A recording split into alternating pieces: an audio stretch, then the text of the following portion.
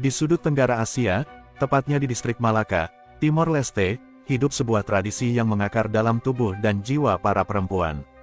Di sanalah tato bukan sekadar seni atau perhiasan kulit, melainkan penanda status, warisan leluhur, dan simbol jati diri yang begitu kuat. Bagi perempuan Malaka, tinta yang tertore di kulit mereka adalah suara bisu yang berbicara tentang pernikahan, kehormatan, dan keberlanjutan budaya. Tradisi menato diri ini dilakukan ketika seorang perempuan memasuki jenjang pernikahan. Dengan ketelatenan dan keberanian, mereka menorehkan motif-motif jaring-jaring rumit ke tubuh mereka sendiri, sebuah simbol bahwa mereka telah bersuami. Setiap motif yang terukir bukan sembarang hiasan. Ada yang melambangkan rumah adat, sebagai representasi pusat kehidupan dan perlindungan. Ada pula yang menggambarkan alam, pegunungan, air, dan tumbuhan yang menjadi bagian tak terpisahkan dari kosmologi suku. Namun sejarah mencatat satu momen penting yang mengubah makna tato ini secara sosial. Ketika tentara Jepang tiba di Malaka pada masa Perang Dunia II, perempuan-perempuan lajang mulai melanggar aturan tak tertulis itu. Mereka menato diri meski belum menikah. Bagi mereka, itu bukan bentuk pembangkangan, melainkan perlindungan. Tato yang menandai mereka sebagai istri menjadi tameng untuk menghindari pelicihan dan kekerasan dari para tentara pendatang. Peristiwa itu mengubah cara tato dipandang dalam komunitas. Dari sekadar simbol pernikahan, tato menjadi pernyataan kuasa atas tubuh dan identitas perempuan. Sebuah bentuk perlawanan sunyi yang mencatat sejarah tak hanya di kulit, tapi juga di hati dan ingatan kolektif masyarakat Malaka. Kini, meski zaman terus berubah, tradisi ini tetap menjadi jejak sejarah yang tak lekang. Ia mengingatkan kita bahwa di balik garis-garis tinta itu, ada cerita tentang cinta, keberanian, dan perjuangan perempuan-perempuan Timor Leste yang menorehkan sejarah lewat tubuh mereka sendiri. Tradisi menato diri di distrik Malaka tak bisa dipisahkan dari bab kelam sejarah Timor Leste, saat kekuasaan Jepang menyelimuti tanah ini selama Perang Dunia II. Dalam pendudukan yang terjadi antara tahun 1942 hingga 1945, wilayah-wilayah seperti distrik Malaka menjadi saksi bisu dari praktik perbudikan ngencerut yang dilakukan oleh tentara Kekaisaran Jepang. Perempuan-perempuan muda, bahkan yang belum mencapai usia dewasa, dipaksa meninggalkan rumah dan keluarga mereka. Banyak yang dibawa ke barak-barak militer dan dijadikan dengan istilah yang digunakan untuk apem penghibur, yang sejatinya adalah bentuk perbudikan ngencerut. Mereka mengalami kekerisan yang terus-menerus, fisik maupun psikis, dalam situasi tanpa pilihan. Dalam konteks inilah, tato di tubuh perempuan Malaka menjadi lebih dari sekadar simbol pernikahan. Ia berubah menjadi tameng sosial. Dengan menorehkan motif-motif khas yang menyimbolkan status sebagai perempuan bersuami, banyak gadis muda mencoba menghindari incaran tentara Jepang. Sebagian berhasil, namun banyak pula yang tetap menjadi korban. Cerita-cerita para penyintas disampaikan secara berbisik dari generasi ke generasi.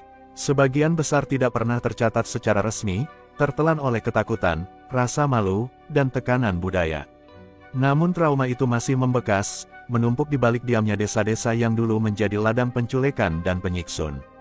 Tidak sedikit keluarga yang kehilangan putri mereka selamanya, tak tahu apakah mereka sudah meninggal di kamp militer atau dibawa entah kemana. Hingga hari ini, banyak pihak di Timor Leste dan berbagai negara di Asia masih menuntut pengakuan dan keadilan atas kekejiman itu. Perbudikan ngencerut yang dilakukan oleh militer Jepang selama perang telah meninggalkan luka mendalam, tak hanya pada tubuh para korban, tapi juga pada struktur sosial dan budaya komunitas yang ditinggalkan trauma kolektif. Tradisi tato perempuan Malaka adalah kisah tentang warisan, cinta, dan identitas. Namun dalam momen sejarah tergelap, ia juga menjadi bentuk perlawanan, seni yang berubah menjadi strategi bertahan hidup.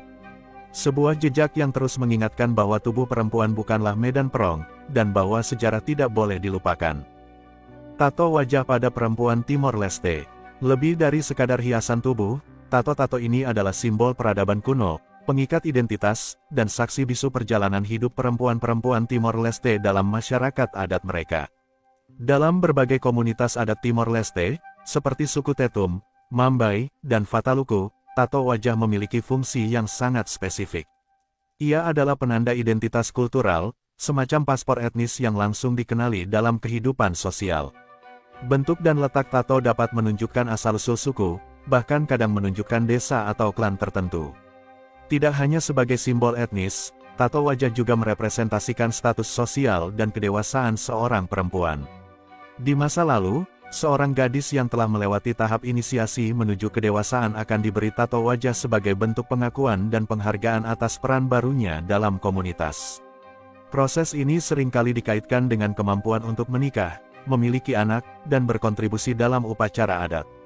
Beberapa desain tato menunjukkan peran khusus dalam masyarakat, seperti perempuan yang menjadi penjaga ritual, penyembuh, atau pemintal kain tradisional. Dalam masyarakat adat Timor Leste, peran-peran ini tidak hanya memiliki makna ekonomi, tetapi juga spiritual dan simbolik. Dalam tradisi Timor Leste yang kental dengan animisme dan kepercayaan terhadap roh leluhur, tato bukan hanya untuk dilihat mata manusia. Ia juga dipercaya memiliki kekuatan spiritual. Motif-motif tertentu diyakini membawa perlindungan dari roh jahat, penyakit, atau kutukan yang diwariskan secara turun-temurun. Sebagian perempuan menerima tato sebagai semacam jimat hidup, penanda bahwa dirinya telah dilindungi oleh leluhur atau telah melewati cobaan besar. Dalam kepercayaan tradisional, tato pada wajah juga akan membantu roh perempuan tersebut dikenali oleh para leluhur di alam baka. Dalam konteks ini, tato bukan sekadar estetika, tetapi bagian dari perjalanan spiritual dan keyakinan akan siklus kehidupan. Pembuatan tato wajah bukan proses yang mudah, baik secara fisik maupun emosional. Di masa lalu, proses ini dilakukan oleh seorang penato tradisional, biasanya perempuan tua yang memiliki pengalaman dan keahlian khusus. Alat-alatnya pun sederhana namun tajam, duri dari tumbuhan, jarum bambu, dan arang atau getah tanaman sebagai pewarna. Setiap goresan pada kulit mengandung doa dan harapan. Prosesnya menyakitkan, memakan waktu berhari-hari, dan dilakukan dengan ritual yang melibatkan nyanyian, doa kepada leluhur, dan larangan-larangan tertentu. Meski menyakitkan, banyak perempuan menerimanya dengan kebanggaan luar biasa. Luka yang mengering dan tinta yang menetap di wajah mereka menjadi lambang kekuatan, ketabahan, dan kehormatan. Seiring masuknya agama Katolik melalui kolonialisme Portugis, praktik tato wajah mulai menghilang. Gereja seringkali menganggap tato sebagai praktik kafir yang bertentangan dengan ajaran agama. Pemerintah kolonial juga memandang tato sebagai simbol keterbelakangan dan upaya yang harus diberadabkan. Banyak perempuan generasi berikutnya yang enggan melanjutkan tradisi ini karena takut stigma atau malu dianggap primitif. Perlahan-lahan, tato wajah menjadi langka, namun jejaknya tak pernah benar-benar hilang. Di abad ke-21, muncul gerakan pelestarian budaya di kalangan anak muda dan aktivis budaya Timor Leste. Mereka mulai mendokumentasikan motif-motif tato tua, mewawancarai perempuan-perempuan tua yang masih memiliki tato, dan menghidupkan kembali narasi kebanggaan akan tradisi tersebut. Beberapa seniman muda bahkan mulai mengadopsi kembali motif-motif tersebut dalam bentuk tato modern, sebagai bentuk perlawanan terhadap penghapusan budaya leluhur.